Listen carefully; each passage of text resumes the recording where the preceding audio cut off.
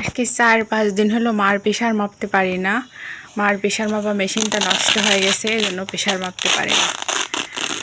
একদিকে হচ্ছে অভাব, আর একদিকে হচ্ছে একটার পর একটা জিনিস নষ্ট হচ্ছে। একদিকে হচ্ছে কোর্টের পিছনে টাকা ঢালতে হচ্ছে, আর একদিকে হচ্ছে থানাতে টাকা ঢালতে হচ্ছে, আর একদিকে হচ্ছে বাসার জিনিসপত্র যেগুলো প্রয়োজনীয় জিনিস একটার পর একটা নষ্ট হচ্ছে। সব পরীক্ষা আমি একসাথে দিচ্ছি, জানি না কোন পরীক্ষায় উত্তীর্ণ হব। তো এটা হচ্ছে নষ্ট হয়ে গেছিলো, তো আজকে পুরো সেটটা আবার নতুন নিয়ে আসা লাগলো, কারণ এটা না হলে চলে না। মার প্রতিদিন একবার করে প্রেশার চেক করতে হয়। তো এই সেটটা নিয়ে আসছি, এই সেটের সঙ্গে এইটা হচ্ছে নষ্ট হয়ে গেছিলো। এটা নষ্ট হয়ে গেছিলো, এটা চলতেছিলই না। তো এই যে এটাও লিক করছে, এটা লিক করছিল, পরে এটাই যে এখান দিয়ে হাওয়া বের হয়ে যাচ্ছিল, আমি বুঝতে পারিনি। তো এইটা পুরোটাই হচ্ছে আবার নতুন করে নিয়ে আসলাম।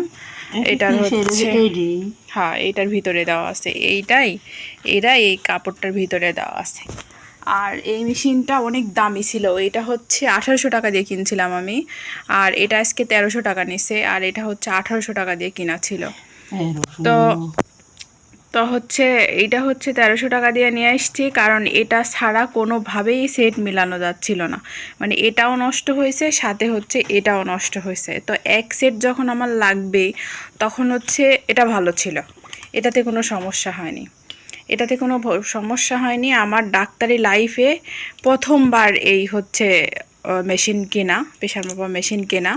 তো এটা নষ্ট হয়নি, নষ্ট হয়েছে শুধু এই অংশটুকু নষ্ট হয়েছে, যার কারণে আমাকে এটা চেঞ্জ করে এইটা পুরোটাই চেঞ্জ করতে হয়েছে, এই কভারটা পুরোটাই চেঞ্জ করতে হয়েছে। এইটুকু নিয়ে এসেছি। আর এইটা এখন আগে মেশিনের যেটা ছিল, মানে এই মেশিনের যেটা ছিল এটাই ব্যবহার করতেছি। তো এই প্রেশার মাপা মেশিন কিন্তু সব থেকে বেশি ভালো, বাজারে যত প্রেশার মাপা মেশিন আছে ডিজিটাল বলো আর যেটাই বলো, সব থেকে ভালো মেশিন হলো এই মেশিনটা।